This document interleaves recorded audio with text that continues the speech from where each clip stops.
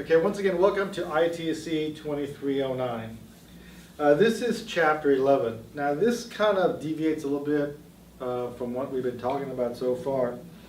And this deals more with the actual code that you have written. One of the things that happens on the onset of when you're doing this database process is, what you want to do is you want to get the thing working first. So you want to make sure this thing's working and everyone's happy with it, then you're going to fine tune it. So what we're going to look at is how, after something is up and running, how you can fine tune the mechanism. So what we're going to look at is the process of looking at the code, the actual SQL code after it's been written. Remember that you're trying to keep the customer happy. You're also trying to minimize the resources that are being used. And a good example will be, you have location 1, you have location 2, you have location 3, and all of these share the same data source. Okay? So you have 3 locations and they all share the data source. Now what you want to do is you want to minimize the amount of time it takes to extract data, because the faster you can extract data, the happier the customer client's going to be, and the amount of time that you're using to stress the whole operation is minimized. So sometimes the old process was you would do an if-then statement. Well, maybe you can use a different process to accomplish this, a case or an else if. What other mechanism exists that will allow you to optimize? Also, one of the interesting things is that if you have a network that's involved, sometimes you are limited by the speed of the network. And if there are many people using the network, it may be prudent to break the query down into smaller pieces that you can manage within this process. Instead of sending one big chunk that's going to take longer to respond because of the network traffic, it may be easier to break the big query into smaller queries and then manage it that way. So we're going to look at how you can run a query and have the information come back in the least amount of time. Now there are some third-party products out there that will optimize. There's also some items within Oracle and SQL that will tell you how long a query is taking to come back.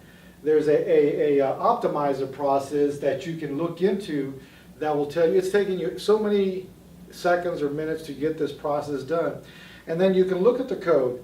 One of the reasons this is so critical is when I was employed at one time, I would get reports on how much CPU time the queries we were using were taking. And I would get billed for the amount of computer time I was using. Well, okay. So we were always looking for a way to pay less. And we would look at these queries to see, okay, how long is it taking us to do this query? And do we really need that information? Is there any way we can trim this stuff so we don't have to pay for the amount of computer time we're using? So yes, there is a cost-effect process that managers look at. And in the process I was involved with was that we were amortizing a large computer system and we were being billed for the amount of CPU time we were having. So we were always looking for a way to trim expenses, and we were looking at all our queries, and is this query necessary? Do we have to do this? So you start looking at, yes, it's working, but do we need all the whistles and bells we have? Can we cut back to be more efficient? And that is the process that chapter 11 talks about, on how you look at a query, how you look at how long it's running, can you trim it, how you do this. And one of the easiest things is after things have been running for a while, you develop usage patterns. You know that a certain user does a lot of computer time and you have another user that does not use a lot of computer time. So maybe you can better manage how things are working and give this guy more space or how you do it.